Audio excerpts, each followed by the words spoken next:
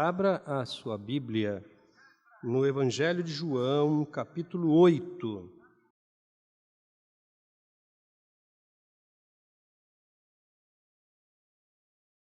Evangelho de João, capítulo 8, nós vamos ler do verso 1 até o verso 11 e conversar com os irmãos sobre o seguinte tema: a espiritualidade do Cristo que habita em mim. A espiritualidade do Cristo que habita em mim.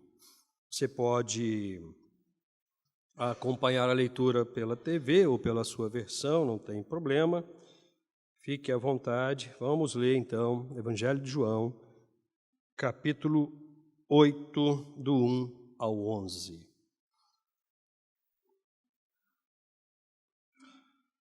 E cada um foi para a sua casa.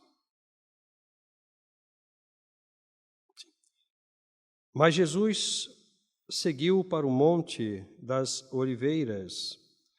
De manhã cedo ele voltou ao templo e todo o povo foi ao seu encontro. E Jesus, sentando-se, passou a ensiná-lo. Então os escribas e fariseus lhe trouxeram uma mulher apanhada em adultério e, pondo-a no meio de todos, disseram-lhe: Mestre, esta mulher foi apanhada em flagrante adultério. A lei de Moisés nos ordena que tais mulheres sejam apedrejadas. E tu, que dizes? Eles diziam isso para colocá-lo à prova, por terem de que o acusar. Jesus, porém, inclinando-se, começou a escrever no chão com o dedo, mas como insistissem em perguntar, ergueu-se e disse-lhe: Quem dentre vós estiver sem pecado, seja o primeiro a atirar uma pedra nela. Inclinando-se de novo, continuou a escrever no chão. Ao ouvirem isso, todos foram saindo, um a um, começando pelos mais velhos, e ficaram apenas Jesus e a mulher em pé no mesmo lugar. Levantando-se e não vendo ninguém, senão a mulher, Jesus lhe perguntou: Mulher, onde estão eles? Ninguém te condenou? Ela respondeu: Ninguém, Senhor. Disse-lhe então Jesus: Nem eu te condeno. Vai e não peques mais. Palavra do Senhor, a espiritualidade do Cristo que habita em nós. Meus irmãos, Jesus não é apenas o nosso Senhor. E se o fosse apenas, já era suficiente, já bastava. Mas Ele não é apenas o nosso Senhor. Ele é o nosso modelo de vida. Ele é o padrão. É para Ele que nós devemos olhar. É nele que devemos nos espelhar. Nas palavras dele que nós devemos acreditar. Nas atitudes dele, registradas nos evangelhos, obviamente, que nós precisamos prestar atenção. Jesus é o nosso modelo de vida. Assim como ele é, nós devemos ser também. Assim como ele pensa, nós devemos pensar também. Assim como ele olha, ouve e fala, nós devemos olhar, ouvir e falar. Por quê? Porque ele mesmo já disse que nós devemos nos tornar discípulos dele. E é interessante porque a palavra discípulo no Evangelho não é aluno, não é aluno. A gente entende que o discípulo também precisa estudar, precisa aprender, ele também é um aluno. Mas a palavra utilizada no Evangelho, principalmente no Evangelho de Mateus, não? No capítulo 28, na chamada Grande Comissão, não é aluno. Na verdade, ela não tem uma tradução específica, ela tem um significado. E o significado é pessoas iguais a Cristo. Quando o Evangelho diz, façam discípulos de todas as nações, o que de fato ele está dizendo é, façam com que pessoas sejam iguais a Cristo, pensem iguais a Cristo, olhem iguais a Cristo, falem iguais a Cristo, escutem iguais a Cristo, se relacionem, se comportem iguais a Cristo. E aí, quando você vai ver os ensinamentos de Jesus, você vê coisas assim impressionantes. John Stott já partiu para o Senhor, foi durante muitos anos capelão da rainha da Inglaterra, que também já partiu recentemente, não? Bispo anglicano. Ele disse que o Evangelho é uma contracultura, inclusive isso é título de um livro dele. O que significa isso? O mundo tem uma cultura pecaminosa, uma cultura que promove vícios, crimes, prostituição, tudo que não presta. E a Escritura diz que essas práticas elas são feitas nas trevas, porque aqueles que as praticam não querem que as pessoas conheçam. O Evangelho vai na contramão disso, trazendo uma outra cultura, que é a cultura da libertação, a cultura da salvação, a cultura da oposição às trevas. A Escritura diz que aqueles que servem Jesus vivem na luz, porque querem exatamente que todas as pessoas vejam aquilo que elas estão praticando. Pois bem, e nessa perspectiva de uma contracultura, de uma oposição a tudo aquilo que o mundo propõe, o Evangelho, na boca de Jesus, diz: amai os vossos inimigos, orai pelos que vos perseguem, fazei o bem àqueles que vos maltratam. E uma das coisas mais tristes, irmãos, mais tristes, é quando alguém olha o Evangelho, lê alguma coisa como essa, ou muito mais significativa, muito mais profunda. Leia o capítulo 5, 6 e 7 de Mateus, chamado Sermão do Monte, não? E você vai ver que o que a gente está falando realmente está lá. Mas o que é muito triste é quando você olha essa informação de um comportamento igual ao comportamento de Jesus, toca o seu coração, você se sente motivado, então, a praticar isso. Isso te incomoda e você diz: não, realmente, eu preciso praticar isso. Eu preciso.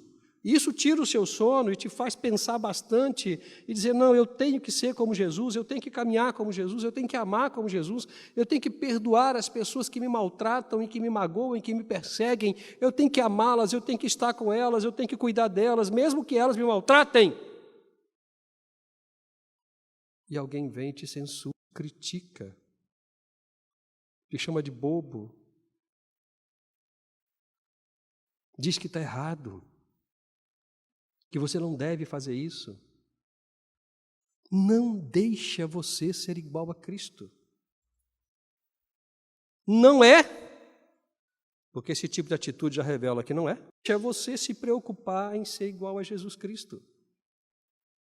Só te critica, só te maltrata, só te condena, só te acusa, só grita com você. E muitas das vezes, irmãos, isso está acontecendo dentro da casa da gente. Não apenas em outros ambientes, né? Como o trabalho, por exemplo, que também acontece esse tipo de situação, na universidade, no ensino médio, nas escolas, que também acontece, obviamente, porque oposição você tem em todos os lugares. Mas esse tipo de situação muitas das vezes está acontecendo dentro da casa da gente.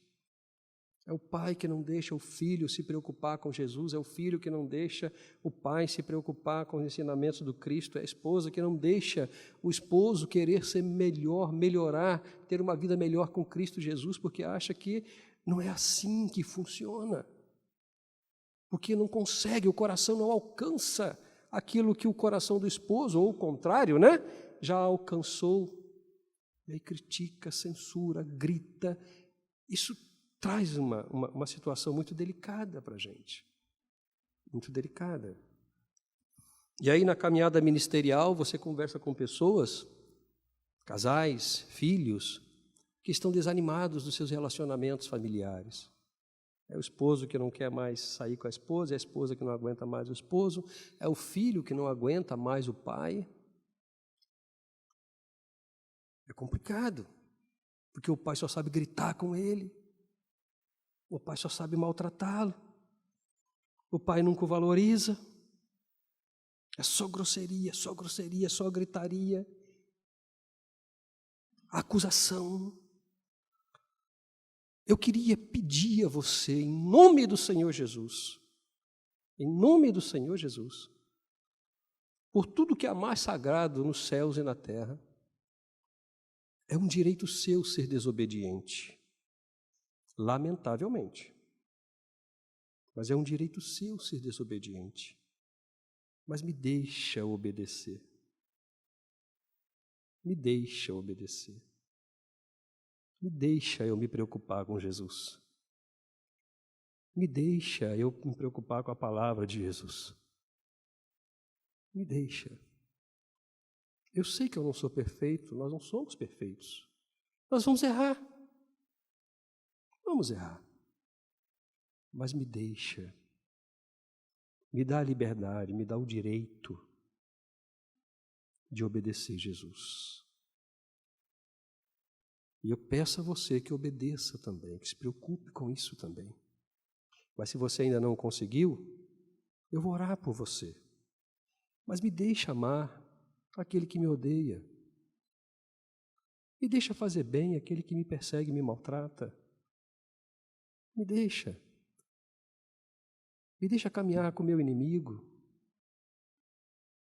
Porque é isso que Jesus ensinou. E é isso que Ele nos mandou fazer. Esse texto que nós lemos, irmãos, trata do nível da espiritualidade de Jesus dentro dessa perspectiva. Da capacidade que um homem tem de entender que a espiritualidade não está em práticas religiosas ou litúrgicas. Irmãos, os irmãos sabem, né? Eu trabalho em 2 seminários e às vezes eu ouço, né? A gente faz reunião lá, né? Obviamente, não? E eu ouço os pastores, os diretores, enfim, os professores, não? Falando, não? Não, porque aqui a gente, né? Está ensinando isso, a gente está ensinando a palavra de Deus e tal, está ensinando o ministério. E um dia eu chamei uma pessoa e falei, olha só, presta atenção numa coisa. Presta atenção numa coisa. Seminário, geralmente, tem um momento, os irmãos que fizeram sabem, chamado capela, que é um movimentozinho de culto, tem um tempinho de culto, né, que faz, ou semanal, ou quinzenal, enfim, né? Está lá, os alunos se reúnem e tal. Eu falei, ó, presta atenção numa coisa. Presta atenção na capela. Aí nós fomos para a capela um dia e tal. E o que acontece? As pessoas que foram dirigir a capela, cantar e pregar, elas refletiram na capela a mesma coisa que elas fazem na igreja. Então, por exemplo, na igreja, como ela está acostumada a cantar assim, ela fez isso na capela. Como na igreja ela está acostumada a pregar assim, deixa eu me afastar. Porque o Senhor... Ela fazia isso na capela. Eu dizia, está vendo o que está acontecendo? Vocês estão tendo um discurso que não é legítimo. Por quê? Porque as pessoas estão refletindo no seminário aquilo que elas fazem na igreja. O que significa isso? Condicionamento religioso. E na cabeça da pessoa que está fazendo isso é espiritualidade. Ela está sendo espiritual. Ela está sendo poderosa. Está sendo usada por Deus. Espiritualidade, irmãos, não é cantar, não é pregar, não é tocar, não é fazer obra. Tudo isso é legítimo, tudo isso faz parte da caminhada cristã, tudo isso faz parte da celebração? Faz. Mas a espiritualidade transcende estas questões. E aí eu iniciei a nossa conversa dizendo que Cristo é o modelo da gente. E Cristo era espiritual. E você percebe a espiritualidade de Jesus como não tendo nenhuma relação com questões religiosas. Pelo contrário, muitas das vezes ele teve embates sérios com os religiosos da época. Há um momento em que ele chega a dizer o seguinte, a beleza do templo, que eventualmente define um perfil espiritual, vai ser destruído. Em 3 dias isso aí vai ser destruído, tal, vai ser destruído. Nada disso vai ficar, não vai ficar pedra sobre pedra.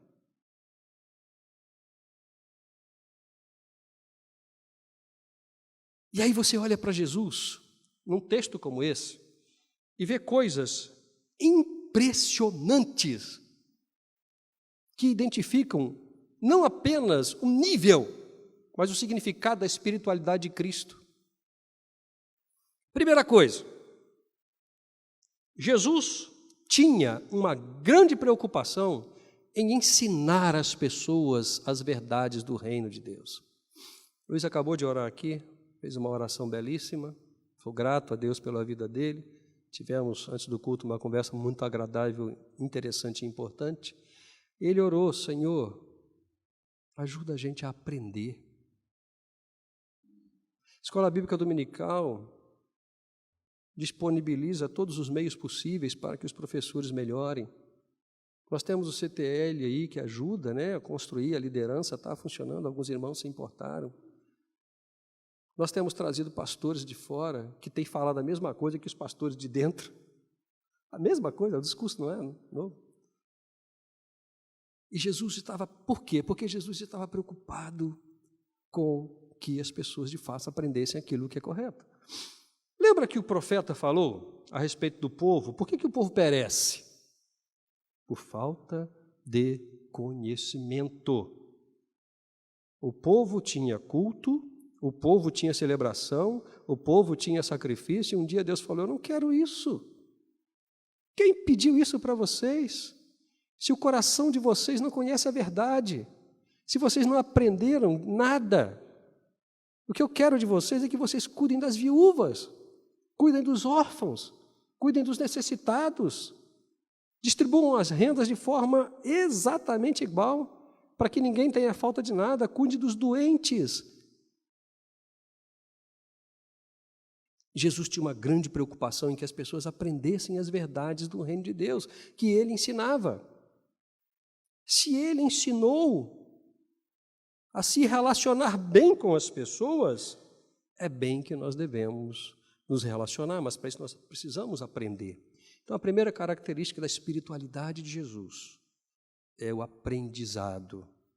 E a gente precisa aprender como viver as nossas relações com Cristo e uns com os outros como consequência das nossas relações significativas com Cristo. Uma espiritualidade que não se preocupa em melhorar, em aprender, em se dedicar, em estudar, não é uma espiritualidade cristã. Eu tenho uma tese. E eu ensino essa tese no seminário, ensino onde eu puder ensinar. E ela me veio à memória aqui agora. E a tese é simples. Posição não é sinônimo de competência. Não é.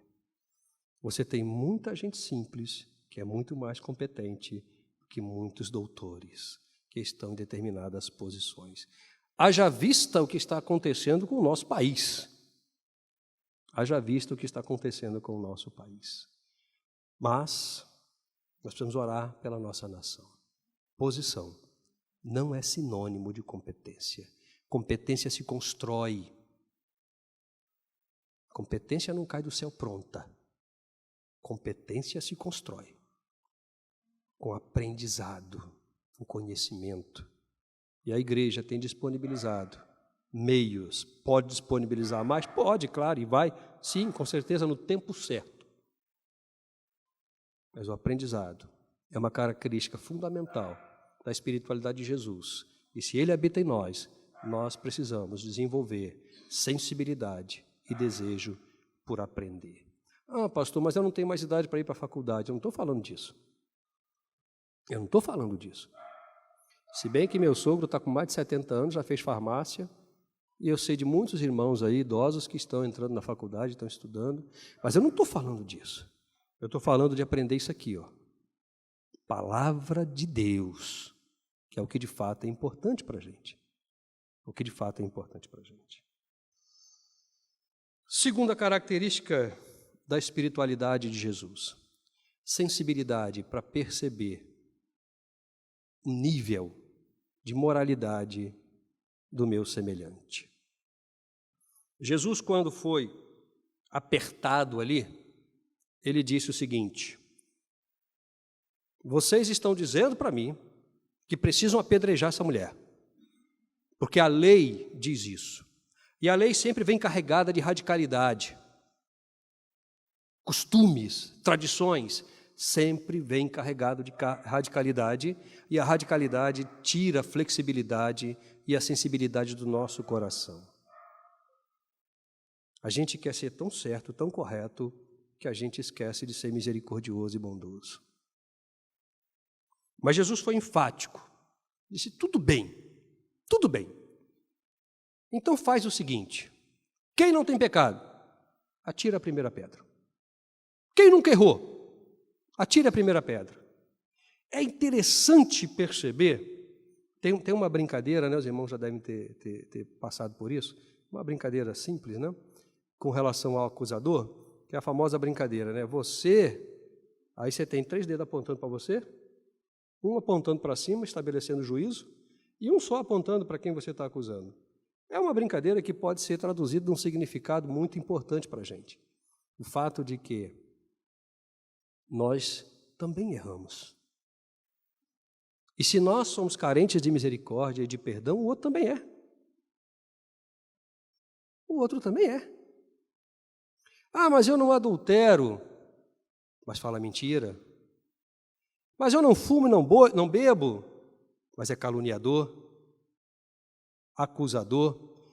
E o texto sagrado diz para a gente o seguinte: quem tropeçar numa única vírgula da lei, eu vou ser mais radical do que o texto, tá? Quem tropeçar, o texto diz, em apenas um mandamento, invalida todo ele. Todo ele fica invalidado, porque, irmão, não existe níveis diferentes de pecado. O seu pecado não é maior do que o meu, nem o meu maior do que o seu. O que existe é pecado. É pecado. E há uma questão curiosa nisso. Muito provavelmente deve ter acontecido aqui, o texto não diz, mas deve ter acontecido aqui considerando a natureza humana. É que quando você chega para a pessoa e expõe a verdade do Evangelho e diz: olha só, quem não tem pecado atire a primeira pedra, e você enquadra a pessoa no baixo nível de moralidade dela, um mecanismo automático de defesa acontece na consciência da pessoa. Mas ele também peca, ele também está errado. Olha o que ele está falando, ele não tem moral para falar. Eu ontem tive uma conversa muito rápida com um irmão lá no seminário, a respeito de um pastor que todos nós conhecemos, que caiu em pecado há muitos anos atrás e hoje vive recluso, né, na sua residência. E esse pastor é um gênio, eu gosto muito dele, muito dele. O conheci ainda, né, na época que eu era solteiro, ali em Niterói. E ele soltou um vídeo, né?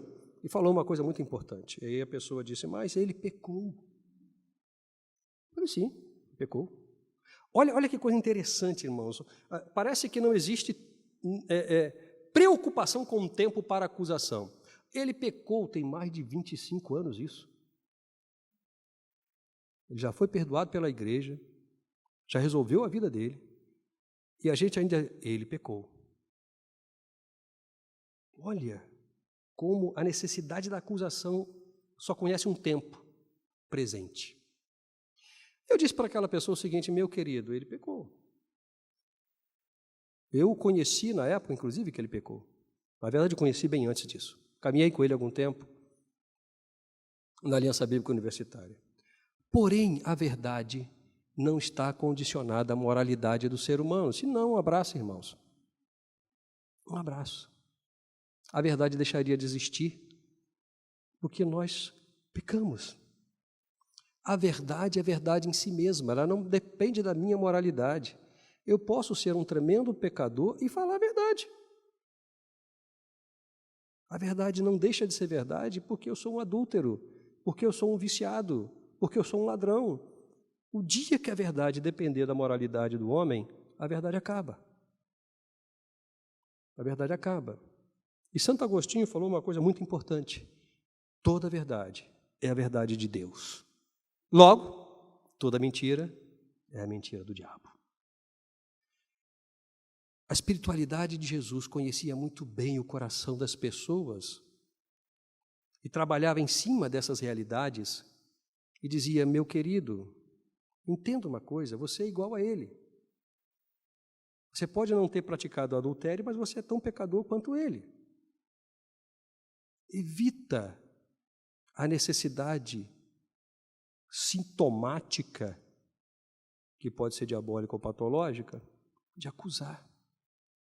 Porque a acusação só conhece um tempo, o tempo presente. O pecado foi cometido há 40 anos atrás. Ele pecou. E a acusação traz o ressentimento, traz a mágoa. Por isso é que nós temos muitas pessoas doentes na igreja, porque elas estão ressentidas, elas estão magoadas com coisas que aconteceram há muitos anos atrás, que já caíram no esquecimento de Deus, mas não caem no nosso esquecimento. Terceira e última característica da espiritualidade do Cristo que habita em nós. Nem eu te condeno. Nem eu te condeno. A capacidade de perdoar e levar o outro a continuar a sua caminhada de forma alegre, feliz, na certeza de que ele nunca mais será acusado do pecado dele. Perdoar, irmãos, perdoar.